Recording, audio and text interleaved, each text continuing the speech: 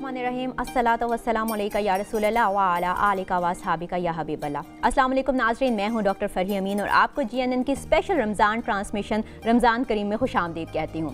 हज़रत मोहम्मद मुस्तफ़ा सल्लल्लाहु अलैहि वसल्लम का फरमान मुबारक है कि जो शख्स किसी चीज़ की ख्वाहिश रखता हो फिर उस ख्वाहिश को रोक कर उस पर किसी दूसरे को तरजीह देता हो तो अल्लाह ताला उसको बख्श देता है। यानी एसारो कुर्बानी की एक खूबसूरत तारीफ़ हज़रत मोहम्मद मुस्तफ़ा सल्लल्लाहु अलैहि वसल्लम ने फरमाई और हम अपनी ज़िंदगी में एसारो कुर्बानी को किस अंदाज से लागू कर सकते हैं, किस अंदाज से अपना सकते हैं, आज हम इसी पे अपने प्रोग्राम में बात करेंगे। और आज मेरे साथ शरीके गुफ्तगू हैं जो हज़रात, उनके बारे में मैं आपको बताते जाऊँ। आलिम दीन हैं इलामा शफ़ात रसूल साहब, इनके साथ तशरीफ़ फरमा हैं पीर ज़ियाउल हक नक्शबंदी साहब और आज मौलाना ज़ियाउल हक बुखारी साहब ने हमें ज्वाइन किया है। आपको अपने प्रोग्राम में खुशामदीद कहती हूँ। नाजरीन, इसके साथ ही किचन में हमारा साथ देंगी फ़ायज़ा इकबाल। मौलाना साहब, गुफ्तगू का आगाज़ आपसे करते हैं। जैसे कि आप जानते हैं कि एसारो कुर्बानी का आज का हमारा मौजू है। कुरान पाक में एसारो कुर्बानी के हवाले से क्या इरशाद फरमाया गया है? बिस्मिल्लाहिर्रहमानिर्रहीम वयुसिरूना अला अनफुसिहिम वलौ काना बिहिम खसासा, सदक़ल्लाहुल अज़ीम। इस्लामी तालीमात मईशत के हवाले से उसकी बुनियादी एक जो वजह और सबब है वो ये है कि इंसान के अंदर से माल की मोहब्बत और लालच और तमा उसको ख़त्म किया जाए। इसीलिए ज़कात का हुक्म है, इसी के लिए सदक़ात का हुक्म है, इसीलिए खैरात का हुक्म है, इसलिए इन्फाक का हुक्म है। और ये जो हुक्म है सारे, ये जो तरगीबात हैं, इसमें इंसान अपने लिए बहुत कुछ बचा के रख के बाकी अल्लाह के रास्ते में देता है। जैसे ज़कात है 2.5% है जी। मगर ईसार और कुर्बानी का मतलब ये होता है कि आप अपने फ़वाइद को बाकी रखते हुए दूसरे को फ़ायदा पहुँचाते रहे। लेकिन अगर कोई ऐसा मरहला भी आ जाए जिसमें आपको अपना फ़ायदा छोड़ना पड़े और उसकी कुर्बानी देनी पड़े तो उसको भी आप करते हुए अल्लाह की रज़ा के लिए आगे गुजर जाएं। इसके लिए दो मिसालें मैं आपके सामने रखता हूँ। सैयदा कायनात सलामुल्लाह ताला अलैह रोज़े की हालत में थी, आपने मन्नत मानी थी, वो रोज़े मन्नत के पूरे कर रहे थे तो दरवाज़े पर अफ्तारी के वक्त एक मंगता आ गया, आपने सब कुछ उठा के उसे दे दिया। हाँ। हालांकि खुद भी उन्हें तलब थी, भूख थी और रोज़े की अफ्तारी का खुद की ख्वाहिश होते हुए भी मैं बात मुझे मुकम्मल कर लूँ। हाँ जी। दूसरा दिन आप फिर अफ्तारी के लिए बैठी तो फिर वो आ गया, एक और साइल आ गया, आपने उसको उठा के दे दिया। फिर तीसरे दिन फिर आ गया, आपने उसे उठा के दे दिया। इसको ईसार कहते हैं कि अपनी भूख अपनी प्यास बर्दाश्त करते हुए अपना पीना अपना खाना उठा के किसी और को दे देना। अच्छा, वैसे नक्शबंदी साहब, हम आजकल के दौर में अगर देखें तो हम देते हैं दूसरों को चीज़ें, हम यही नाम लेते हैं जी हम एसारो कुर्बानी को सामने रख के दूसरे की मदद कर रहे हैं, लेकिन हम उस सूरत में मदद करते हैं जब हमारे पास वो चीज़ ज़ायद हो। यानी कि खाना खा लिया, अब बच गया, चलो ये दे दो, कपड़े पहन लिए, अच्छा पुराने हो गए हैं, अच्छा ये दे दो। ठीक है, वो अल्लाह ताला की राह में देना वो इसका एक अलग सवाब है, लेकिन सही मायने में जो एसारो कुर्बानी है वो किन अल्फाज में आप बयान करेंगे? बिस्मिल्लाहिर्रहमानिर्रहीम। आज का मौजू हमेशा की तरह बड़ा ही अच्छा आपने मुंतखब किया। आपको और आपकी पूरी टीम को मुबारकबाद। और गुफ्तगू से पहले मैं ख़ाजिया तहसीन पेश करना चाह रहा हूँ आपके कवाल को भी। बड़ा अच्छा उन्होंने कलाम पढ़ा और माशाल्लाह जो कश्फुल मजूब में और अहले चिश्त ने जो फ़राइज़ वाजबात और तरीक़ाकार बताया कि जो लाज़म क्या होता है कवाल के लिए। बारिश भी हैं, सर भी माशाल्लाह टोपी से ढांपा हुआ है। तो गुजारिश ये है कि आज का जो मौजू है बहुत ही अच्छा है। इसार है किसी दूसरे को तरजीह देना। अपना, जैसा अल्लामा साहब ने फरमाया, अपनी ख्वाहिश भी हो, अपनी ज़रूरत भी हो, लेकिन तरजीह दूसरे को देना। इस कायनात के अंदर जब हम आज बात करेंगे तो आम आदमी से मुंसलिक बात करेंगे कि हमने देना उनको है जो लेने वाले हैं, जो मुस्तहिक हैं। ऐसा नहीं हो सकता कि जिसके पास पहले 10 घड़ियाँ उसको 11वीं घड़ी भी दे दें। जो बंदा भूखा है उसको, और इस्लाम ने यह भी कहा है कि भूखे को खाना खिलाओ, प्यासे को पानी पिलाओ। और जो बेरहाइश वाले, जिनकी रिहाइश, आपने उनको रिहाइश का बंदोबस्त करके देना। रियासत की जिम्मेदारी मुखय्यर हज़रात की जिम्मेदारी बनती है। तो इस कायनात के अंदर इसार जो सबसे हमने देखा कायनात ने, वो जहाँ सहाबा का है, सहाबियात का है, उसमें सबसे जो बड़ा नमूना हमें मिलता है वो मुहाजिरीन जब मदीना पाक में आते हैं और जो हाँ जी, वहाँ पे जो सहाबा ने उनको खुश आमदीद कहा। मक्का से जो लोग आए, मदीना की जो एक हवा थी वो भी बड़ी तरोताज़ा थी। तो जब वो मदीना पाक में तशरीफ़ लाते हैं तो नबी पाक सल्लल्लाहु अलैहि वसल्लम ने अपने सहाबा से कहा कि ऐ मेरे सहाबा जो मदीने वाले से कि ये मक्के से आए हैं तो वहाँ उस तरह वो बागात नहीं थे मक्का के अंदर। हाँ तो अल्लाह के नबी सल्लल्लाहु अलैहि वसल्लम ने फरमाया कि मेरे सहाबा जो मदीने वाले हो यानी जो अंसार हैं उनको ये कहा कि आपके पास बागात हैं, आपकी फसलों को ये काश्त करेगा, आप उनमें से इनको हिस्सा दें। और रवायात में मिलता है कि जायदादें तकसीम कर दी, घर तकसीम कर दी। एक सहाबी था जो अंसार था, उसने कहा कि मेरी 2 बीवियां हैं, मैं एक को तलाक देता हूं, वो इद्दत के बाद इनके साथ निकाह कर ले। सुभान अल्लाह। यानी कि इस तरह का पूरी ताकत और एनर्जी के साथ। और नबी पाक सल्लल्लाहु अलैहि वसल्लम ने जब ये कहा कि हदीस पाक में सही बुखारी की है कि अल्लाह भी कहता है क्या इब्ने आदम, एक तेरी जुस्तजू है कि मेरी जुस्तजू है, लेकिन जब तू मेरी जुस्तजू के लिए आएगा नहीं दूसरे को दे देगा। और ये रिवायत ये भी आती है कि एक सदा आएगी बरोज़े क़यामत कि मैं भूखा था, मैं प्यासा था। अल्लाह कहेगा कि मैं भूखा था, मैं प्यासा था, तूने मुझे खाना नहीं खिलाया, तूने मुझे पानी नहीं दिया। तो आगे बंदा कहेगा या भाई ताला तू कैसे प्यासा, तू कैसे भूखा। तो आगे से फिर आवाज़ आई अल्लाह पाक की तरफ से कि वो मेरा बंदा, वो मेरा भूखा बंदा, वो मेरी मखलूक जिसको तूने तरजीह ना दी। तो आज का जो हमारा मौजू है उस पर हम आगे भी बात करेंगे। हमने आम बंदे को ये देखना है कि आम बंदे को किस चीज़ की ज़रूरत है, उसको हमने ज़्यादा से ज़्यादा सहूलियात देने की कोशिश करनी है। बुखारी साहब, तारीख गवाह है कि एसार कुर्बानी की जो मिसाल हज़रत मोहम्मद मुस्तफ़ा सल्लल्लाहु अलैहि वसल्लम ने जो एक कायम की, उसकी तो हम कहीं पे भी नहीं देखते। तो आजकल के हवाले से और ग़ज़वात में जिस अंदाज से ये इसार कुर्बानी का जज्बा पाया गया, उस पर ज़रा रोशनी डालिए। बिस्मिल्लाहिर्रहमानिर्रहीम। इसार की जो सही तारीफ़ इसका माना है वो यूँ है कि तक़दीम व मसलहतिल गैरी अला नफ्सी लिल अग़राज़ि दीनिया लद्दुनीविया, कि अपनी ज़रूरियात को छोड़कर दूसरों को तरजीह देना, इसको और इसका हदफ सिर्फ ये हो कि अल्लाह राज़ी हो जाए, अल्लाह मुझसे खुश हो जाए, दीन की अग़राज़ मकसूद हो, दुनिया की अग़राज़ मकसूद ना हो, तो फिर उसको ईसार कहते हैं। एक बंदे के पास 10,000 रुपये हों, अगर वो उसमें से 10 रुपये, 20 रुपये, 50 रुपये, 100 रुपये किसी को दे देता है ना, तो इसको सखावत कहते हैं इस्लाम में। अगर वो 10,000 में से 5,000 रुपये किसी को दे दे, निसफ अपने पास रख ले, निसफ अल्लाह की राह में किसी को दे दे, तो इसको अरबी ज़ुबान में और हमारी शरीयत में जूद कहते हैं। जूद व सखा जैसे हमारे लफ्ज़ इस्तेमाल। और जब बंदा 10,000 का 10,000 उठाकर किसी ज़रूरतमंद को दे देना और ख़ुद अपनी जेब खाली कर ले, इसको इस्लाम में ईसार कहते हैं। सहाबा किराम ने ये इसार दिखाया है। सखावत की जो आखिरी मंजिल है, सबसे ऊंची मंजिल है। हज़रत अबू बकर सदीक़ सदी पर पूछा था ना, माँ बक़ीत अलैहि उमर फारूक, आधा लेकर आए सामान, आधा घर छोड़ा है। आपने पूछा घर में क्या छोड़कर आए, कहा निसफ वहाँ छोड़ा है। लेकिन जब परवाना रसालत, शमा रसालत के परवाने सदीक़ अकबर आए ना, तो इस शान से आए। आका ने पूछा माँ बक़ीत अलैहि या अबू बकर, अबू बकर घर में क्या छोड़कर आए? तो अर्ज़ करते हैं बक़ीत लहुमुल्लाह व रसूलहू, वहाँ छोड़कर आया हूँ अल्लाह और अल्लाह के रसूल की मोहब्बत छोड़कर आया। ग़ज़वात की आपने बात की, ये ग़ज़वा तबूक की बात सुना रहा था। ग़ज़वा उहद में एक सहाबी ज़ख्मी है, पानी लेकर गया साकी उसके पास, उसके होंठों से पानी लगाया तो साथ ही एक और ज़ख्मी के कराने की आवाज़ आई, तो कहा मुझे छोड़ो, मुझे छोड़ो, पहले उस ज़ख्मी को पानी पिलाओ। उन्होंने उसको छोड़ा, उनके इसरार पर उसके पास पहुंचे, उसको उठाकर बैठाया, पानी का प्याला उसके मुंह के साथ लगाया, तो साथ तीसरे ज़ख्मी की आवाज़ आई, तो कहा नहीं मुझे छोड़ो। दूसरे ने कहा उसके पास पहले जाओ। ये इसार था। उसके पास पहुंचे तो वो शहीद हो चुका था। वापस दूसरे के पास पलटे तो वो भी रुतबा शहादत पर फैद हो चुके थे।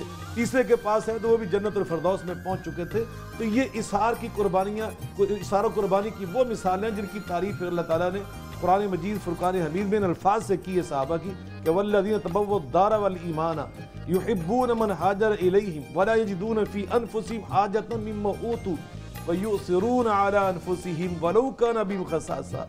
अपनी जानों पे दूसरों को तरजीह देते हैं, हालांकि बाज़ वो खुद मुशक्कत में होते हैं, खुद ज़रूरतमंद होते हैं, उनको अपनी हाजत होती है। नबी पाक के पास एक मुसाफिर आया, मेहमान आया, आका ने अपने सारे घरों से पूछा, खाने पीने का सामान न मिला, तो आपने फरमाया मैं युज़ीफ़ु हाज़ल लैला, मेरे इस मेहमान को अपने घर कौन लेके जाएगा? एक अंसारी मजदूर साहबी ने कहा जी मैं लेके जाता हूँ। घर में गए, बीवी से पूछा अल इंदा की शई, कोई खाने पीने का सामान है? नबी पाक का मेहमान आया, उसने कहा माँ इंदी लक़ूतु सबियानी, बच्चों का थोड़ा सा खाना बचा, बाकी और कोई शय नहीं। कहा अल्लली बिशई व नव्विमीहिम व अकरिमी ज़ैफ़ रसूलिल्लाह सल्लल्लाहु अलैहि वसल्लम, आका का मेहमान आया, बच्चों का आज बहला फुसला कर भूखा ही सुला दो और नबी पाक के मेहमान के एहतराम इकराम करो। चुनाचे खाना रख दिया गया। दस्तूर अरब था कि मेज़बान साथ बैठ के खाता था। का खाना चुके कम है, तुम चिराग को सही करने के बहाने बिल्कुल बुझा देना, गुल कर देना, ताकि मैं ऐसे ही मुंह हिलाता रहूं, वो खाना खाता रहे। चुनाचे ऐसा ही किया गया। सुबह नबी पाक की खिदमत में हाजिर होते, आका मुस्कुराने लगे।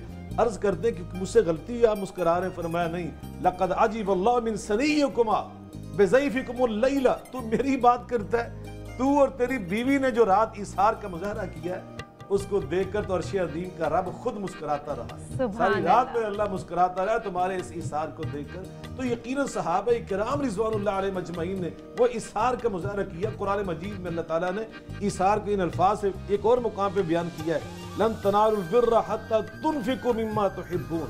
फरमाया कि नेकी की बात करते हो कि हम नेकी तो ये है कि इंसान जिस शय की खुद ज़रूरत हो, वो चीज़ बड़ी अजीज और महबूब हो, उसको अल्लाह की राह में कुर्बान कर दे, अपने ऊपर दूसरों को तरजीह दे। असल में इसको इसार कहते हैं, इसे कुर्बानी कहते हैं, और इससे अल्लाह ताला दराजात इंसानों के बुलंद करता है और जन्नतुल फिरदौस अता करता है। जी मौलाना साहब, जिस तरह अभी बुखारी साहब ने फरमाया कि दस्तरखान पे उन्होंने बत्ती गुल कर दी, ठीक है, अब इतने अंधेरे में फिर इस तरह मेहमान नवाजी, आजकल के हम दस्तरखान पे देखते हैं, हमने मुख्तलिफ किस्म की हमारी चीज़ें होती हैं, 50 किस्म के हमने पकवान बनाए होते हैं, स्पेशली अब अफ्तारी में, लेकिन हम अपने स्टेटस के मुताबिक लोगों को उस दस्तरखान पर बिठाते हैं, लेकिन जो गरीब हैं, जो मुस्तहिक लोग हैं, उनको हम उस तरह से ट्रीट नहीं करते हैं। आप इस बारे में क्या कहेंगे? यकीनन हमें जब खिलाना हो पिलाना हो तो अपने हम पल्ला लोगों को भी खिलाना चाहिए, लेकिन हमें ज़्यादा ख्याल माशरे के उन लोगों का करना चाहिए। मौलाना साहब, आपके हम गुफ्तगू अभी यहाँ पे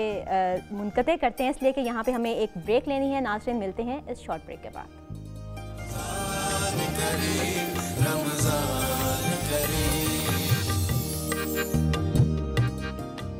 वेलकम बैक नाज़रीन। प्रोग्राम में ब्रेक पे जाने से पहले हम बात कर रहे थे हमारे आजकल के रवैयों की, कि हम आजकल जब अफ्तारी पे बैठते हैं अपने दस्तरखान पर, तो हम अपने जो गरीब गुरबा हैं उनको देखने की बजाय अपने ही रिश्तेदारों को, अपने ही मेल मिलाकात के लोगों को ज़्यादा प्रेफरेंस देते हैं। जी मौलाना साहब, क्या कहेंगे इस रवैये के बारे में? यकीनन इंसानी फितरत तो यही कुछ है कि वो इसी तरह खुश होता है, लेकिन अपने इन ख्वाहिशात को और इन इरादों को पांव तले दबा कर रब की रज़ा की खातिर उन मखलूक तक जो भूखी है, प्यासी है, ज़रूरतमंद है, हाजतमंद है, बीमार है, उनके पास पहनने को कपड़ा नहीं, रहने को घर नहीं, उनके लिए अपने माल में से देना, ये मतलब एक अल्लाह का हुक्म है, जिसको हम ज़कात कहें, जिसको हम इन्फाक कहें, जिसको हम सदका और खैरात कहें। मगर जिस चीज़ की आप बात कर रही हैं कि इंसान दूसरे इंसान के लिए अपने फ़ायदे को छोड़ के उसे फ़ायदा पहुँचाने की कोशिश करें, बल्कि बाद दफ़ा तो ये होता है कि अपने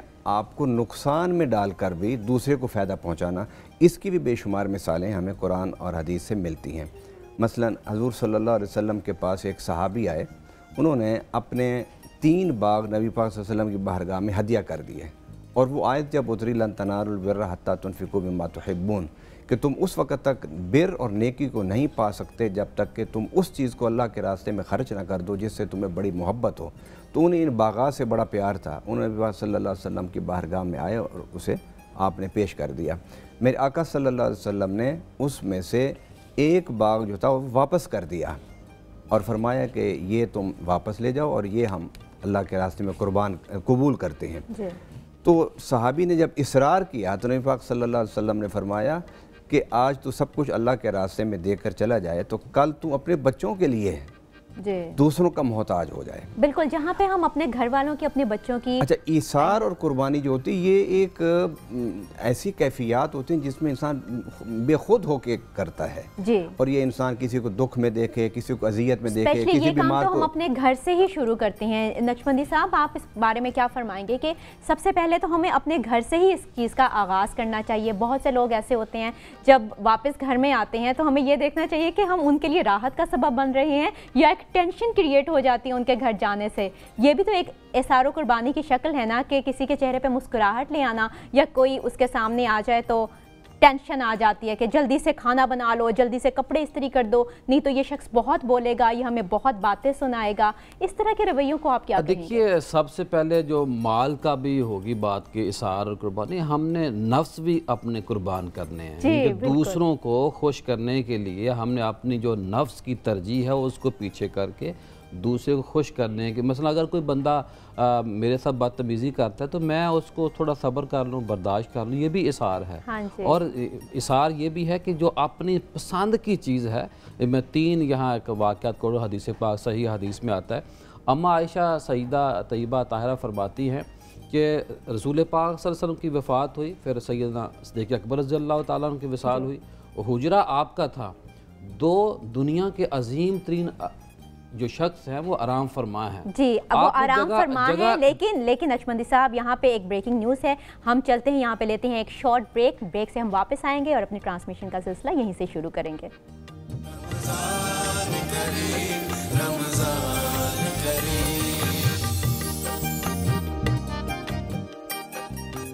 वेलकम बैक नाज़रीन। बात चल रही थी ब्रेक से पहले कि नफ्स की एसारो कुर्बानी भी होती है और वो किस अंदाज से होती है, ज़ियाउल हक नक्शबंदी साहब हमें बताएंगे। जी देखिए, मैं बात कर रहा था ब्रेक से पहले, इसार कुर्बानी जब बंदा ये चाहता है ना, ये चीज़ मुझे मिल जाए, मेरी ये चाहता है, मेरी ये ख्वाहिश है, हाँ जी, उस चीज़ को कुर्बान करना सबसे बड़ा अहम है इस्लाम के अंदर।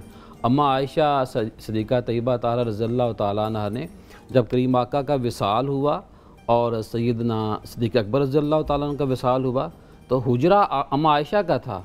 आपकी ये ख्वाहिश थी कि तीसरी जो जगह जो कब्र है वो मेरी कब्र यहाँ बनेगी। तो ख्वाहिश थी। हज़रत उमर फ़ारूक रज़ियल्लाहु ताला अन्हु ज़ख्मी हो गए, बदबख्त ने हमला किया, ज़ख्मी हुए। तो उमर फ़ारूक रज़ियल्लाहु ताला अन्हु ने पैगाम भेजा कि आयशा, अगर आपकी ये ख्वाहिश हो, अगर आप ये चाहें, अगर मुझे आप इजाज़त दें तो मैं इस जगह पे अपनी कब्र बनवा लूँ। अब देखिए, वो जगह जहाँ पे सलाम करना हम किस्मत में हम चाहते हैं कि हर लम्हा उस निस्बत के साथ कब्र बनना, अल्लाह के नबी के साथ कब्र बनना, फिर अल्लाह के नबी भी हैं, शोहर भी हैं, साथ वालिद भी आराम फरमा है। तो उमर फ़ारूक रज़ियल्लाहु ताला अन्हु को अम्मा आयशा सिद्दीक़ा ने ये कहा कि आप वहाँ पे अपनी कब्र बना दें, मैं आपकी तरफ इजाज़त। यानी कि सब इससे बड़ी कायनात क्या हो सकती है। और फिर एक मौके पे ऊपर रसूल पाक सल्लल्लाहु अलैहि वसल्लम ने फरमाया, क्या मेरे सहाबा कोई है, कोई जन्नत का दरख्त ख़रीदना चाहता है? तो एक ताजर अपना मदीने का रहायशी था सहाबी, उसने जो 600 खजूर के दरख्त लगे हुए थे और एक मीठा पानी वाला कुआं था, वो भी सदका कर दिया, कुर्बान कर दिया कि मुझे वो जन्नत में जो एक दरख्त है, जो रहमत वाला दरख्त है, मुझे वो चाहिए। और सैयदना उस्मान गनी रज़ियल्लाहु ताला अन्हु की जो ज़ात है, बड़े गनी थे, बड़े सही थे। एक मखसूस वक्त में अल्लाह के नबी सल्लल्लाहु अलैहि वसल्लम ने फरमाया, मेरे सहाबा, इस्लाम को आपके माल की ज़रूरत है, कोई है जो अपना माल कुर्बान करे? तो हज़रत उस्मान गनी रज़ियल्लाहु ताला अन्हु ने 100 ऊँट कहा कि 100 ऊँट भी देने का ऐलान करता हूँ और साथ साजो सामान भी दूँगा, यानी कि जो हथियार हैं, जो जंग करना है, जो ज़रूरत है। फिर दूसरे मरहले में दोबारा अल्लाह के नबी ने अपील की, तो फिर उस्मान गनी रज़ियल्लाहु ताला ने फरमाया कि मैं 200 ऊँट देता हूँ, साजो सामान के साथ देता हूँ। फिर करीम आका ने जब हुक्म फरमाया तो फिर हज़रत उस्मान गनी रज़ियल्लाहु ताला अन्हु ने 300 ऊँट इस्लाम की राह में कुर्बान कर दिए, अल्लाह के हुक्म पे कुर्बान कर दिए। और उसके बाद नबी पाक सल्लल्लाहु अलैहि वसल्लम ने एक बड़ी ही प्यारी दुआ दी उस्मान गनी रज़ियल्लाहु ताला अन्हु को। फरमाया, ए उस्मान, तेरे ऊपर क़यामत तक के लिए तुझसे कोई ऐसा अमल सरजद नहीं हो सकता जिससे तुझसे बरोज़े क़यामत पूछ हो। यानी कि एक वो पहले बिशारत में मिली हुई अशरा मुबशरा में भी शामिल थे। तो ये वो चीज़ें हैं कि जिनके ऊपर हमें आम आदमी का ख्याल रखना चाहिए। और आम आदमी के बारे में भी हमारे इस्लाम ने, हमारे तसव्वुफ़ ने, हमारे सूफिया ने ये कहा है। और यहाँ मैं एक और वाक़या मुख्तसर अल्फाज़ में कोट करना चाहता हूँ। ज़करिया मुल्तानी अलैहिर्रहमा जब मुल्तान शहर में आए ना, तो उनके पास वहाँ के जो मुकामी लोग तो उन्हें प्याला भेजा, पूरा फिल था भरा हुआ दूध से ऊपर से।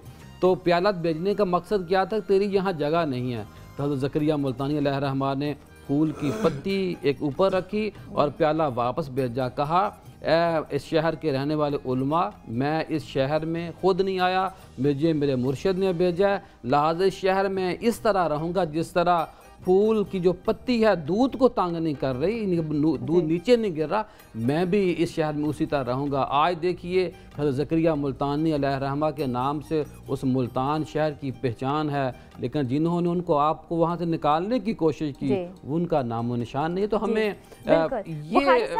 ये जो इसारो कुर्बानी है इससे भी इंसान के दर्जात बहुत बुलंद होते हैं, इसके मुतालिक आप क्या कहेंगे? बिलाशुबा नबी करीम रऊफ़ुर रहीम सल्लल्लाहु अलैहि वसल्लम ने जो इसार से बिल्कुल निचला दर्जा है ना, जिससे मैंने पहले वज़ाहत की सखावत, हाँ जी, उसका दर्जा यह बयान किया है कि असखी करीब मिनल्लाह व करीब मिनन्नास व करीब मिनल जन्ना व बईद मिनन्नार वल बखील बईद मिनल्लाह व बईद मिनन्नास व बईद मिनल जन्ना व करीब मिनन्नार। ये सुन इब्ने माजा के अंदर हदीस है।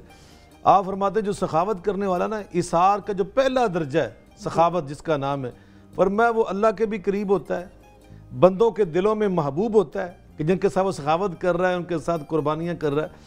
तीसरा फरमाया वो जन्नत के भी करीब होता है, जहन्नम से दूर होता है। और जो इसके उल्ट बखील होता है वो अल्लाह से भी दूर, बंदों से भी दूर, जन्नत से भी दूर, जहन्नम के करीब होता है। तो यकीनन इसारो कुर्बानी करने वालों के दर्जात अल्लाह ने बड़े बुलंद किए हैं। कुरान पाक अल्लाह ताला खुद फरमाते हैं मसलुल्लज़ीना युनफ़िक़ूना अमवालहुम फ़ी सबीलिल्लाह कमसलि हब्बतिन अंबतत सबअ सनाबिल फ़ी कुल्ली सुंबुलतिन मिअतु हब्बा वल्लाहु युज़ाइफ़ु लिमन यशा वल्लाहु वासिउन अलीम।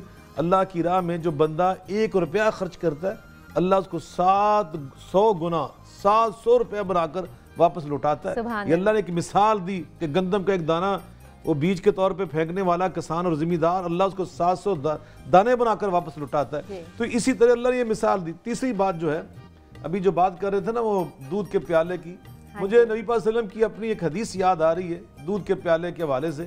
हज़रत अबू हुरैरा रज़ियल्लाहु ताला अन्हु फरमाते हैं कि मैं सुफ़ा यूनिवर्सिटी का तालिब इल्म था, कई दिन के फाके आ गए, मैं भूख से निढाल होकर मस्जिद नबी के दरवाजे पे लेट गया। थोड़ी देर के बाद जनाबे उमर फारूक गुजरे तो मैंने उनको रोका।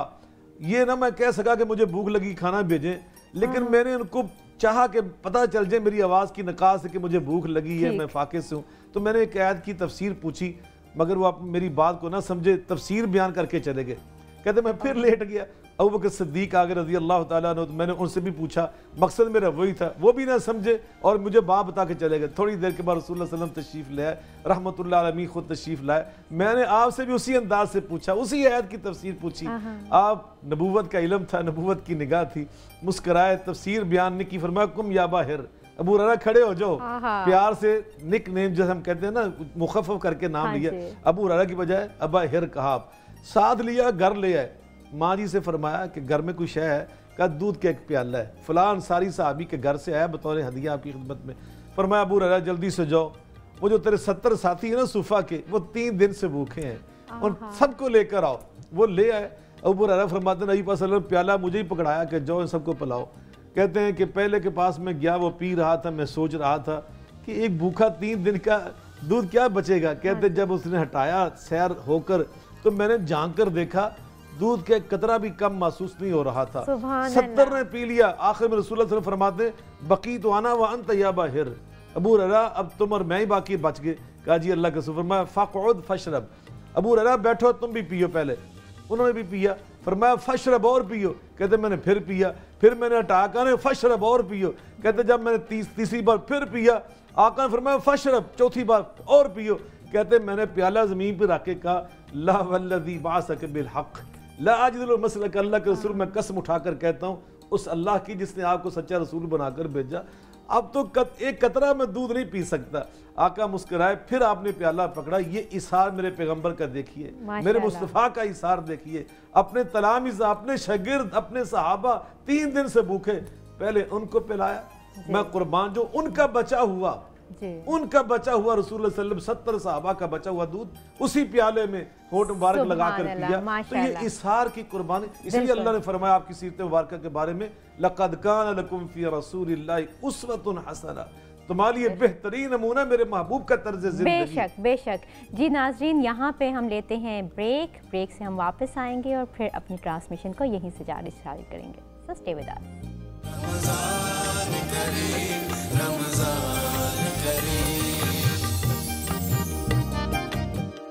वेलकम बैक नाज़रीन। अब मैं आपको जो किचन में नज़र आ रही हूँ, किचन में मेरे साथ हैं अनम। सॉरी अनम कह रही हूँ, मुझे सहरी में आप जानते हैं कि अनम मेरे साथ होती है, लेकिन अफ्तारी में हमेशा फ़ायज़ा मेरे साथ होती हैं, और ये दोनों ही मुझे इतनी प्यारी, इतनी पसंद हैं कि वो दोनों एक दूसरे के साथ मिलती जुलती भी हैं। तो मेरे मुँह से कभी अनम का सहर वो फ़ायज़ा निकल जाता है, कभी फ़ायज़ा का अनम निकल जाता है। बहरहाल कैसी हैं आप कैसी हैं डॉक्टर? मैं बिल्कुल ठीक हूँ। आज आप हमें क्या बनाना सिखा रही हैं? अच्छा, आज जो है ना वो आज हमारे पास बहुत मज़े की रेसिपीज़ हैं। डेली हमारे पास जो है ना वो एक ड्रिंक की रेसिपी होती है, एक डिज़र्ट होता है, और एक हमारे पास जो है ना वो कुछ भी पुलाव हम बना लेते हैं या फिर हम कुछ भी हांडी बना लेते हैं। तो ऐसे ही आज भी हमारे पास जो है ना वो सेम मेन्यू है, लेकिन डिफरेंट मेन्यूज़ होता है। डिज़र्ट तो होगा, लेकिन डिज़र्ट में आज हमारे पास पाइनएप्पल क्रंच है। पाइनएप्पल क्रंच के साथ हमारे पास है क्रंची पिज़्ज़ा बर्गर्स, और इसके साथ हम बनाएंगे बनाना एंड डेट्स शेक।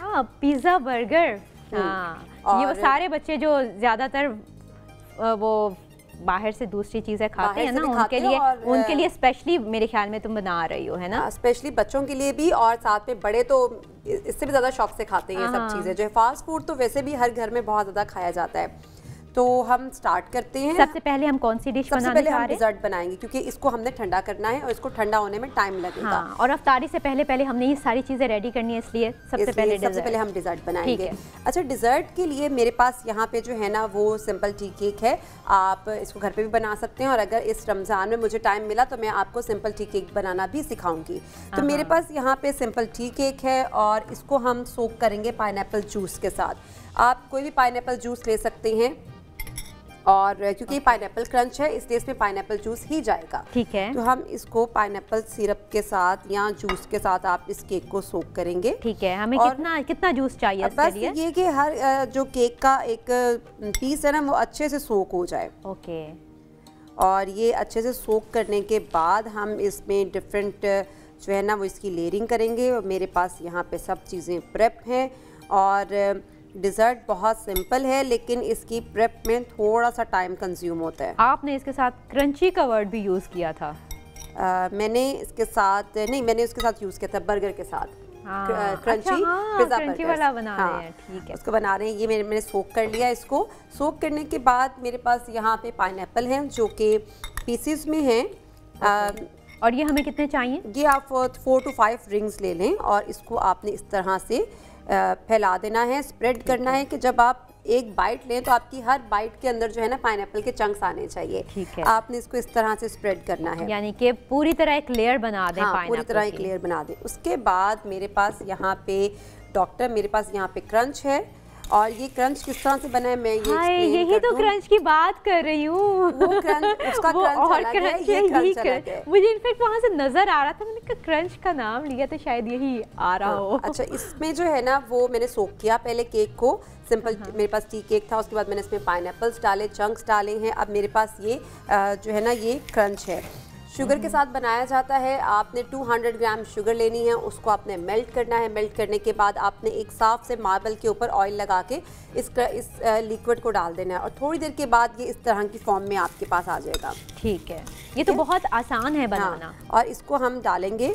ये क्रंच ही जो शुगर है ना ये मीठा नहीं करेगी आपके डिज़र्ट को, ये आपके डिज़र्ट के अंदर क्रंच लेके आती है। अच्छा, क्या ये वैसे ही क्रंच है जो हम आइसक्रीम में भी अक्सर खाते हैं? बिल्कुल, जो आप लोग आइसक्रीम में क्रंची आइसक्रीम जो हम लोग खाते हैं उसमें हम इसी तरह का क्रंच कहते हैं कि आपको आइसक्रीम यूज़ करनी है, पिस्ता यूज़ करनी है या मैंगो यूज़ करनी विद क्रंच, तो वो यही क्रंच होता है। ठीक है, इसमें तो फिर मेरे ख्याल में ज़्यादा डाल दें, क्योंकि क्रंच जितना ज़्यादा होता है वो ज़्यादा टेस्टी लगता है, मज़ा आता है। हाँ, और ये मैंने क्रंच इसके अंदर डाल दिया। अब उसके बाद ना मैंने यहाँ पे जो अपनी चीज़ें प्रेप की थी उसमें मेरे पास ये जेली भी मौजूद है, और ये पाइनएप्पल जेली है। ठीक है। और डिज़र्ट जितने सिंपल होते हैं डिज़र्ट उतने ही मज़े के बनते हैं। इसमें हम ये देखें जेली आपने बड़ी अच्छी क्यूब्स में, फाइन क्यूब्स हों आपके जेली के, और अच्छी सेट हुई भी हो आपकी जेली। इसमें जो है ना ये चला गया पाइनएप्पल के चंक्स। अच्छा, ये पाइनएप्पल का बना रहे तो मुझे एकदम से ना टैंग का पाइनएप्पल फ्लेवर याद आ गया कि वो इतना टेस्टी है, वो लगता ही नहीं है कि आप वो फल का नहीं, मतलब असली फल का ही आज हम बनाएंगे। आज हम टैंग का जो है वो बनाएंगे, लेमन एंड पेपर फ्लेवर जो है ना वो आज हम बनाएंगे, लेकिन हम अपने ड्रिंक के पोर्शन में बनाएंगे इसको। और मैं आपको इसको बनाना बताऊंगी कि आपने इसको किस तरह से घर पे बनाना है। यानी कि आप सिंपली नहीं वो बनाने की बात कर रही हैं, नहीं, आप थोड़ा सा चेंज करेंगे। हम इसमें नहीं, इसको चेंज करना, इसमें चेंज हो सकता है, लेकिन अभी हम इसको इसके ओरिजिनल फ्लेवर के साथ ही बनाएंगे। और इसके बाद मेरे पास यहाँ पे जो है ना वो विपिंग क्रीम है। डॉक्टर आप गेस करेंगे कि मैंने विपिंग क्रीम कौन सी यूज़ की है? कौन सी की है? मैंने ऑलपर्स की विपिंग क्रीम यूज़ की है। ओह अच्छा, ऑलपर्स की विपिंग क्रीम मैंने यूज़ की है। ऑलपर्स की क्रीम को आपने फ्रीज़र में रखना है और अच्छे तरीके से चिल करने के बाद आपने इसको यूज़ करना है। और ये देखिए कितनी अच्छी ये चिल हुई है। और इसको हम इसके ऊपर डालेंगे और एक थिन सी लेयर हम इसके ऊपर सेट करेंगे। ये तो वैसे ही देखने में इतनी मज़े की लग रही है और ये खाने में उससे भी ज़्यादा मज़े की है। हाँ, तो ये बहुत जल्दी बन जाने वाली आइटम है, बहुत जल्दी। लेकिन हम इसमें 2 लेयर्स जो है ना वो यूज़ करेंगे। ठीक है, यानी इसके ऊपर हम दोबारा से हम ब्रेड केक, हाँ इसके ऊपर हम दोबारा से एक केक की लेयरिंग करेंगे।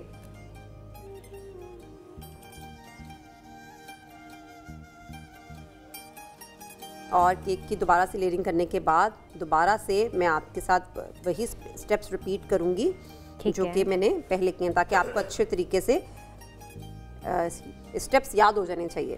ठीक है, ओके। ये केक के बाद फिर हम इसके ऊपर पाइनएप्पल डालेंगे। पाइनएप्पल के बाद दोबारा से व्हिप्ड क्रीम आएगी इसके ऊपर।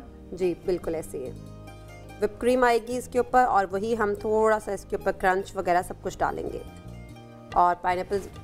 अच्छा, वैसे ये जो ऑलपर्स की व्हिप्ड क्रीम है ना, ये तो वैसे भी अगर चम्मच से खा ली जाए तो बहुत मज़े की लगती है। पराठे के साथ ये बहुत अच्छी लगती है, डिज़र्ट्स के साथ ये बहुत अच्छी लगती है। इसके अलावा आप इसको अपनी कोई भी जो डेली बेसिस पे आप खाने बनाते हैं, अगर आप उसमें भी यूज़ करेंगे तो ये तो उसमें भी बहुत मज़े की लगेगी आपको। और अभी मैंने यही यूज़ की है। अच्छा, इसको हमने दोबारा से इसके ऊपर पाइनएप्पल का जूस डाल दिया ताकि हमारा केक जो है ना वो अच्छे से सोक हो जाए। चलिए, ये हो गया। और उसके बाद फिर हम इसके ऊपर जो है ना वो पाइनएप्पल्स डालेंगे।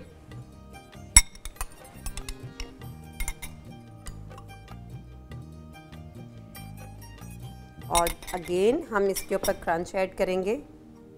पाइनएप्पल मेरे ख्याल में और ज़्यादा डाल देना, और ज़्यादा मज़े का, और ज़्यादा। लेकिन हम थोड़ा सा गार्निश के लिए भी रखेंगे इसको। ओह अच्छा, ठीक। इसके ऊपर दोबारा से आपने क्रंच डाला है। और थोड़ी सी हम इसके ऊपर जेली हम इसके ऊपर जो है ना थोड़ी सी डाल देती हूँ मैं, लेकिन हम लास्ट में भी इसके ऊपर डालेंगे। ठीक है, क्रीम लगाने के बाद। ठीक है, इसके बाद हम दोबारा से इसके ऊपर व्हिप्ड क्रीम ऐड करेंगे।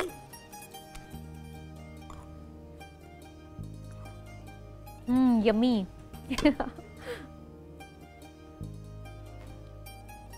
अच्छा, ये ज़्यादा मीठा भी नहीं होगा? नहीं, बहुत नहीं, बिल्कुल मुनासिब इसमें मीठा होगा। बहुत ज़्यादा इसमें मीठा नहीं है, क्योंकि हमने इसमें सिरप यूज़ किया, सॉरी पाइनएप्पल जूस यूज़ किया है। हाँ ठीक, अब इसको हम ऊपर से डेकोरेट भी कर देंगे। अभी इसको हम ऊपर से डेकोरेट करेंगे, और डेकोरेट भी हम थोड़ा सा क्रंच। ठीक है,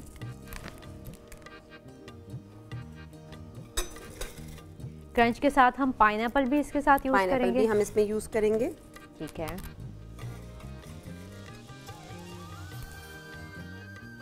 मैं इमेजिन कर सकती हूँ कि कितना मज़े का लगेगा जब ये पूरी तरह ठंडा हो जाएगा। ये बहुत अच्छा लगेगा। लेकिन डिज़र्ट्स जितने भी होते हैं, अगर आप उनको बहुत ज़्यादा चिल करेंगे तो वो खाने में उतने ही अच्छे लगते हैं।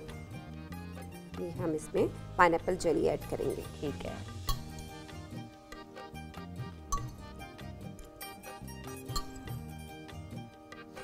डॉक्टर मुझे अगर आप टिश्यू पकड़ा दें रोज़ पेटल का, और ताकि हम जो है ना वो अपनी शेल्फ को भी क्लीन कर लें। मुझे पता था। और आप जानती हैं इसके बारे में, ये 360+ कैलोरीज को अब्जॉर्ब करता है, यानी कि आपकी कैलोरीज को ये बहुत कम कर देता है। जब आप इसको यूज़ करते हैं फ्राइंग चीज़ों में, जब हम इसको अपने ट्रे में रखते हैं, कुछ फ्राई चीज़ें हम इसके ऊपर डालते हैं, तो इसमें से बहुत सी कैलोरीज ऐसी जो ये अपने अंदर एब्जॉर्ब कर लेता है और ये हमारे लिए बहुत फ़ायदेमंद है। यानी कि अगर हम जो वो पकोड़े वगैरह बनाते हैं, तो वो पकोड़े बनाने के बाद जब प्लेट में हमने उसको डालना है, तो सबसे पहले हमने इसके नीचे लगाना है रोज़ पेटल टिश्यू और उसके ऊपर अपने पकोड़े समोसे रखने हैं, ताकि हमारी जो एक्स्ट्रा वाली कैलोरीज है ना वो ज़रा कम हो जाए। चलें जी, ये हमारा डिज़र्ट जो है वो रेडी है। अब बस हम इसको ठंडा होने के लिए जो है ना वो रखेंगे और मुझे टिश्यू और चाहिए। तो डॉक्टर, अब इसके बाद हम अपने आते हैं सेकंड रेसिपी पे। सेकंड रेसिपी हमारे पास जो है ना वो है crunchy pizza burgers. Crunchy pizza burgers बनाने के लिए मेरे पास जो इंग्रेडिएंट्स हैं, डॉक्टर अगर आप यहाँ आ जाएं और मैं वहाँ आ जाऊँ तो थैंक यू सो मच। अच्छा, इसके लिए जो है ना कुछ इसको मैं फ्रिज में रख दूँ? हाँ जी, आप ठीक है, मैं इसको फ्रिज में रख देती हूँ। और थैंक यू।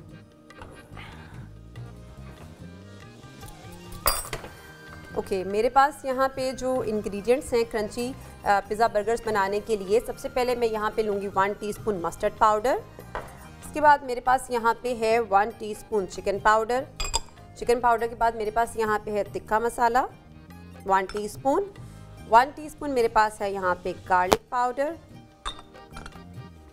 1 टीस्पून ही मेरे पास यहाँ पे है जिंजर पाउडर। ठीक है। और मेरे पास यहाँ पे है सॉल्ट 1 टीस्पून।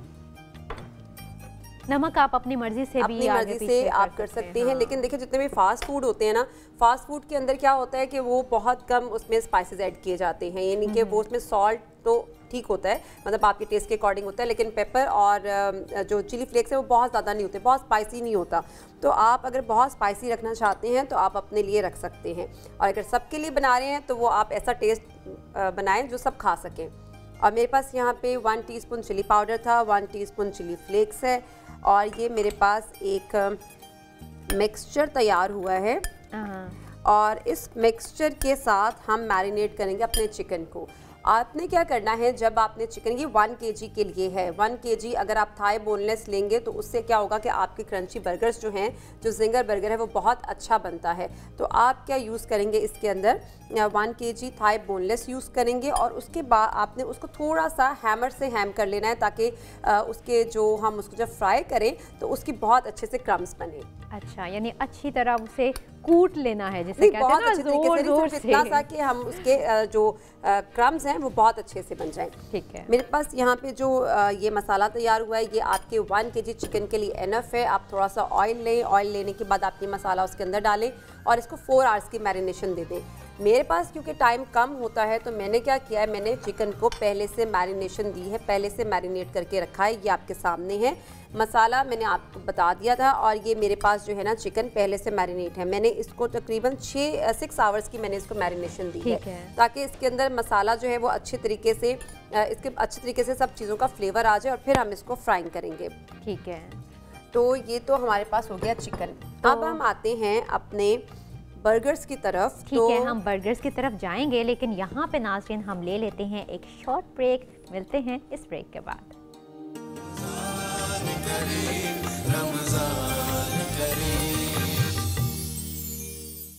नहमदुहु व नुसल्ली अला रसूलिहिल करीम, अम्मा बाद फ़ाउज़ु बिल्लाहि मिनश शैतानिर रजीम, बिस्मिल्लाहिर रहमानिर रहीम। ज़कात के अरकान इस्लाम में से उसके फ़र्ज़ होने, उसकी अदायगी की कुरान व हदीस की रोशनी में अहमियत से हम आशना हुए। आज की नशिस्त में इस बात का तज़किरा किया जाएगा कि इस फरीज़ा के अदा करने के कुछ आदाब हैं, और शरीयत के पेश नज़र इसके कुछ मकासद हसना भी हैं। वो आदाब क्या हैं और वो मकासद हसना क्या हैं, ये हमें मुस्तहज़र रहने चाहिए, हमारे पेश नज़र रहने चाहिए, ताकि हम एक फ़रीज़ा अदा करें और फिर उसे इस तरह अदा करें कि वो नतीजा खेज़ भी हो सके और बराबर भी हो सके।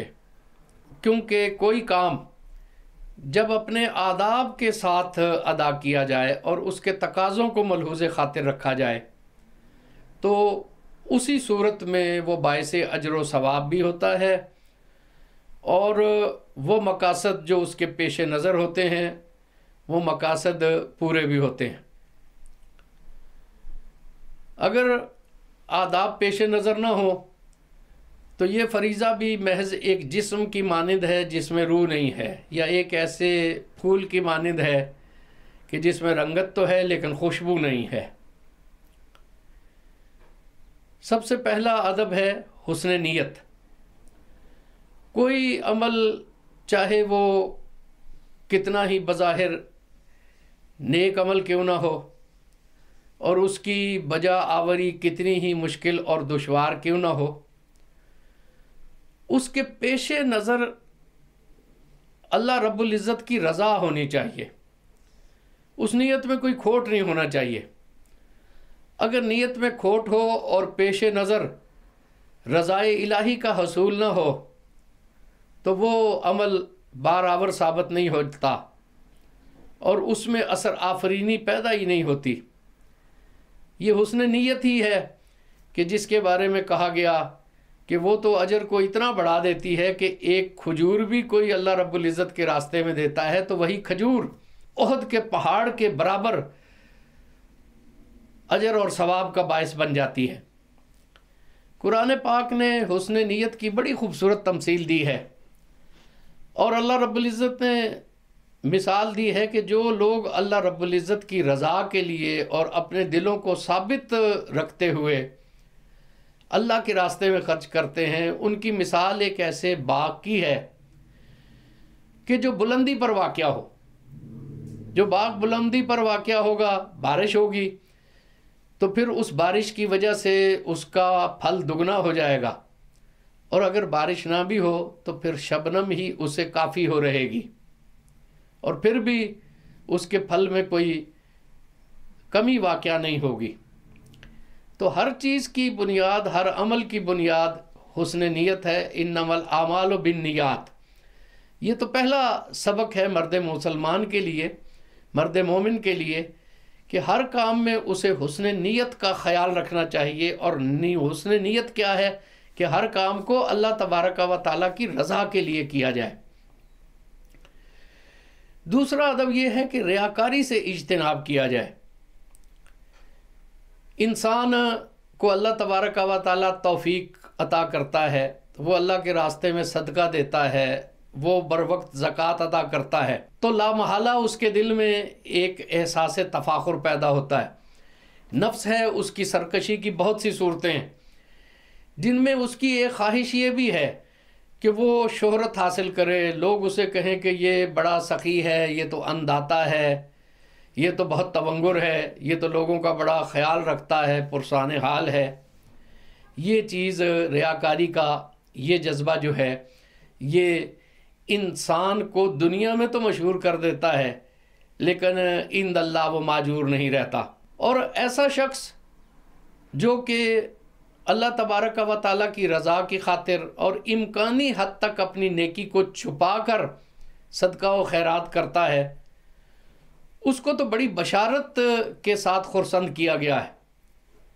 एक हदीस मुबारका में है कि जब अल्लाह रब्बुल इज़्ज़त के अर्श के अलावा मैदान महशर में कोई साया नहीं होगा तो वो खुशबख्त लोग जिन्हें उस कड़ी धूप में और बड़े दुश्वार दिन में अल्लाह रब्बुल इज़्ज़त के अर्श का साया नसीब होगा, उनमें से एक शख्स वो भी है कि जिसने इस तरह छुपा कर सदका दिया हो कि दाएं हाथ से सदका दिया हो और बाएं हाथ को उसकी खबर ना हो। इस तमसील में बड़ी मानवियत है और बड़ी गहरी बातें भी हैं। एक दुर्वेश ने इसका माना ये बयान किया कि एक ऐसे शख्स, ऐसे फ़र्द पर सखावत की जाए, ऐसे गरीब को जाकर नवाजा जाए कि उसे ये भी ना खबर हो कि मुझे सदका देने वाला कौन है और किस तरह दे रहा है। और इसमें एक छुपाने का पहलू है। इसमें एक पहलू ये है कि इंसान तशहीर से और शोहरत से बचे। और जो लोग रियाकारी से सदका देते हैं, एक हदीस पाक में बयान किया गया कि वो लोग जो कि सबसे पहले अल्लाह रब्बुल इज़्ज़त के हुजूर में हाजिर किए जाएंगे, उनमें से एक ऐसा शख्स भी होगा जो कि दुनिया में बड़ा सखी और तवंगुर मशहूर होगा। उससे इस्तफसार किया जाएगा कि हमने तुझे बड़ी फरावानी अता फरमाई, बड़ी मालो दौलत अता फरमाई, तूने हमारी उस नेमत की क्या कदर की, उसके साथ क्या सलूक किया। वो कहेगा कि ऐ करीम, मैं तो सदका करता था, दिन रात सखावत करता था, सदका करते हुए ना दिन देखता था ना रात देखता था, तो मैंने तो इम्कानी हद तक उसका हक अदा किया है। उसे कहा जाएगा कि ये तुम्हारा कहना तो है, लेकिन अल्लाह रब्बुल इज़्ज़त तुम्हारे दिलों के राज को जानता है, और अल्लाह रब्बुल इज़्ज़त इस बात से बाखबर है कि तुम जो सदका किया करते थे तो तुम इसलिए किया करते थे कि तुम शोहरत पा जाओ और लोगों में ये मशहूर हो कि ये शख्स जो है ये बहुत ज़्यादा तवंगुर है, बड़ा सखी है, बड़ा दाता है, सो तुमने अपने मकसूद को पा लिया। अब तुम यहाँ पर हमसे क्या लेना चाहते हो। फिर फरिश्तों को हुक्म दिया जाएगा कि इस रियाकार शख्स को जहन्नुम में दाखिल कर दो।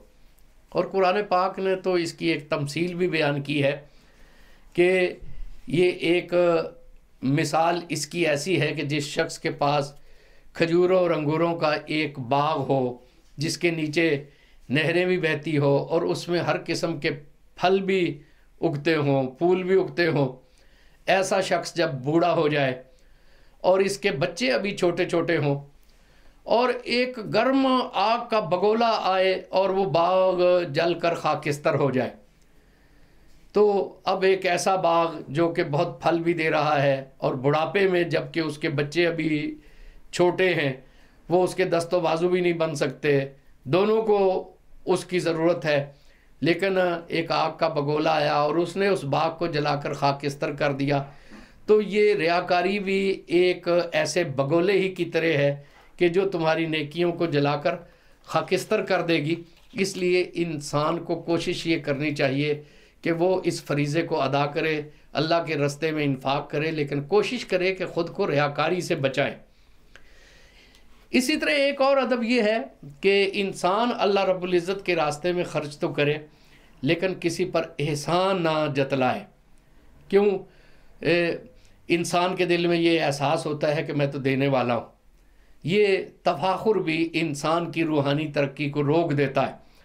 और वो जिस पर कोई एहसान करता है, जिसकी कोई खिदमत करता है, फिर वो ये समझता है कि अब इसे चाहिए कि ये बार बार मेरा शुक्र अदा करे, जब भी मेरे सामने से गुज़रे तो आजिज़ी से गुज़रे, क्योंकि मैं तो इस पर एहसान करने वाला हूँ। इंसान को इन ख्वाहिशात से दस्तकश हो जाना चाहिए। हज़रत सैयदना अबू बकर सिद्दीक़ रज़ी अल्लाह ताला अन्हो की कुरान पाक ने जो खुसूसियत बयान की, वो खुसूसियत कुरान ने ये बयान की कि ये अल्लाह के रास्ते में ख़र्च करते हैं और सिर्फ रज़ाए इलाही के लिए ख़र्च करते हैं।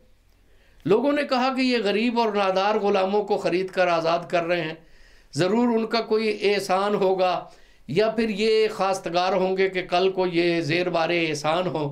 अल्लाह रब्बुल इज़्ज़त ने ख़ुद गवाही दी कि नहीं, ये तो इसलिए अल्लाह रब्बुल इज़्ज़त के रास्ते में ख़र्च करते हैं ताकि पाक परवरदिगार की रज़ा हासिल करें। तो ये एक नफ्सियाती आर्ज़ा होता है कि इंसान एहसान जतलाता है, इंसान ये चाहता है कि दूसरा शख्स जो है वो इस एहसास में रहे कि ये तो मेरा बड़ा ताउन करने वाला है। इस एहसास से बेनियाज होकर सिर्फ़ अल्लाह रब्बुल इज़्ज़त की रज़ा के लिए ख़र्च करना चाहिए। और ख़र्च करते हुए कोई ऐसा रवैया ना हो कि इंसान अल्लाह की रज़ा के लिए दे भी रहा है और इस तरह दे रहा है कि दूसरे की दिल आज़ारी हो रही है, दूसरे को हतकामेज़ अंदाज से याद कर रहा है, सदका देते हुए, ज़कात देते हुए उसके लिए तौहीन आमेज़ लफ्ज़ अदा कर रहा है। ऐसा शख्स बेचारा मजबूर है, ज़ेर दस्त है, वो उसे बादिल नाखास्ता कबूल तो कर लेगा क्योंकि उसे ज़रूरत है, लेकिन उसके दिल में बड़ा मलाल होगा, उसे रंज बड़ा होगा। याद रखो कि इस तरह का अगर रंज तुमने अल्लाह के किसी बंदे को दे दिया तो फिर ये अल्लाह रब्बुल इज़्ज़त के यहाँ बात नामकबूल हो जाएगी। और फिर सदका देने के, ज़कात देने के आदाब में से ये है कि उम्दा माल दिया जाए। ये ना हो कि वो बिल्कुल रद्दी माल जिसकी इंसान को ख़ुद ज़रूरत ना हो वो अल्लाह रब्बुल इज़्ज़त के रास्ते में दे दे। नबी करीम सल्लल्लाहु अलैहि वसल्लम जब आमिलीन ज़कात को भेजा करते थे तो उन्हें ये तलकीन किया करते थे कि कोई बहुत जो अच्छा किस्म का जानवर है वो लोगों से ज़बरदस्ती ना ले लेना। लेकिन हुजूर अकरम सल्लल्लाहु अलैहि वसल्लम ने अपने सहाबा कराम की तरबियत ये की थी कि आमलीन तो उनसे कोशिश ये करते थे कि दरमियानी किस्म का जानवर वसूल कर लें ज़कात की मद में, या ऐसे अमवाल वसूल कर लें जो कि ना तो कोई बहुत ज़्यादा कीमती हो और ना बिल्कुल ही खस्ता हालत में हो, बस एक ऐसी सूरत हो कि जो काबिल कबूल सूरत हो। लेकिन उन लोगों की तरबियत ऐसी थी, अल्लाह रब्बुल इज़्ज़त की रज़ा का उन्हें ख़याल ऐसा था कि वो इसरार करके अल्लाह तबारक व तआला के रास्ते में अच्छा माल दिया करते थे। ये आदाब में से है कि जितनी अच्छी चीज़ तुम अल्लाह रब्बुल इज़्ज़त के रास्ते में दोगे, जितनी बेहतर चीज़ दोगे, अल्लाह तबारक व तआला की तुम्हें रज़ा हासिल होगी। और कुरान ने कहा कि तुम अपनी महबूब चीज़ों को जब अल्लाह के रास्ते में खर्च करोगे तो इन चीज़ों के ज़रिए से ही तुम अपने पाक परवरदिगार की रज़ा को पा सकते हो। और दूसरा ये है कि हलाल माल में से सदका दिया जाए। अगर इंसान हराम कमाए और फिर उसमें से पहाड़ भी अगर खर्च कर दे तो उसका कोई फ़ायदा नहीं है। जो इंसान अपने माले हलाल में से अल्लाह रब्बुल इज़्ज़त के रास्ते में देता है वो काबिल कबूल है। माले हराम तो वैसे ही माले हराम है, इंसान उससे किसी अजर की क्यों तवक्को रखता है। हदीस पाक में इरशाद होता है, हजूर अकरम सल्लल्लाहु अलैहि वसल्लम ने क्या खूबसूरत बात इरशाद फरमाई, और सरकार दो आलम सल्लल्लाहु अलैहि वसल्लम की सारी बातें खूबसूरत ही हुआ करती हैं। हुजूर ने इरशाद फरमाया कि अल्लाह करीम तैयब है और सिर्फ़ तैयब चीज़ों को ही कबूल करता है।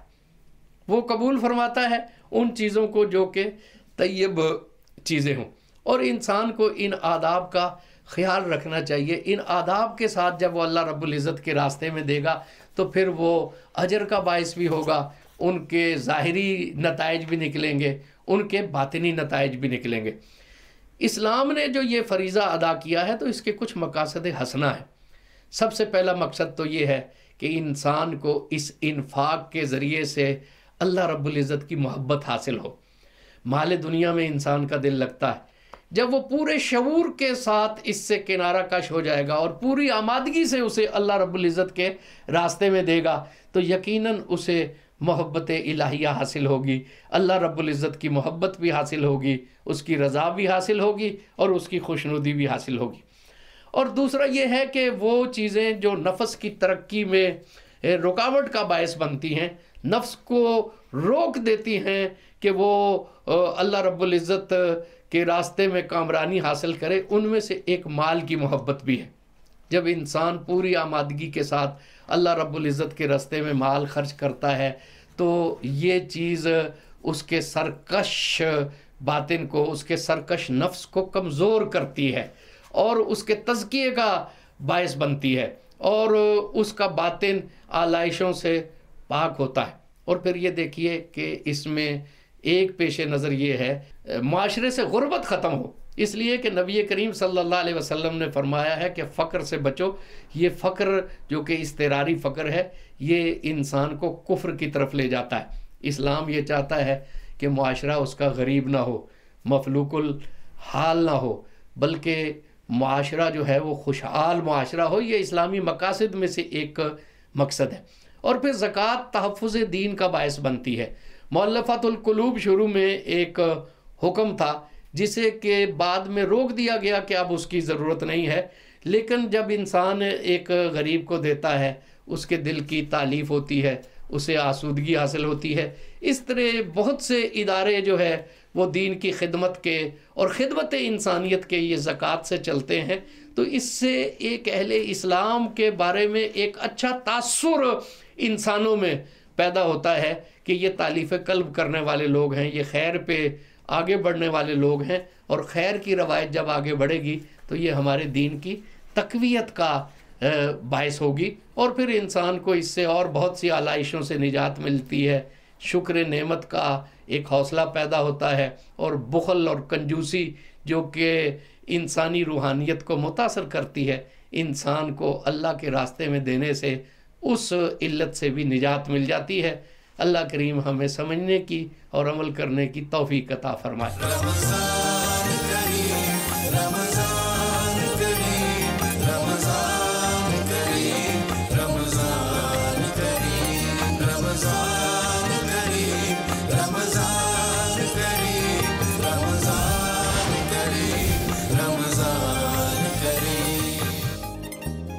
वेलकम बैक नाज़रीन। रमज़ान करीम की ये स्पेशली जो ट्रांसमिशन आप देख रहे हैं, इसमें आपको मैं एक पैगाम देना चाहती हूँ। आपने इंडस हॉस्पिटल का नाम तो सुना होगा। ये पूरा नेटवर्क है एक और पूरे पाकिस्तान में फैला हुआ है। तकरीबन 14 साल से ये मुस्तहिक अफराद का मुफ्त इलाज कर रहे हैं। तो इसमें तकरीबन हर महीने 4.5 लाख अफराद मुफ्त इलाज अपना करवाते हैं और 70% से ज़ायद जो मरीज़ हैं वो आपकी ज़कात के मुस्तहिक हैं। तो मेरी मुखय्यर हज़रात से दरख्वास्त है कि इस रमज़ानुल मुबारक में अगर आपने ज़कात देनी है तो इस इंडस हॉस्पिटल को दें, क्योंकि आपके ज़कात के बहुत ज़्यादा मुस्तहिक ये अफराद हैं। अपने मुसलमान बहन भाइयों का ख्याल कीजिए। अब हम चलते हैं अपने नेक्स्ट सेगमेंट की तरफ, यानी कि हम आपको लेके चल रहे हैं कराची ब्यूरो की एक स्पेशल रिपोर्ट की तरफ, जहाँ पे वो हमें बताएंगे कि कराची में अफ्तारी की तैयारियाँ किस अंदाज से चल रही हैं। मुबारक का महीना अपनी रहमत लुटाता हुआ आगे बढ़ रहा है। कराची में हर साल की तरह इस साल भी इफ्तार की रौनकें उरूज पर हैं। आज मैं मौजूद हूँ कराची के मशहूर इलाके वाटर पंप में, तो चले आइए।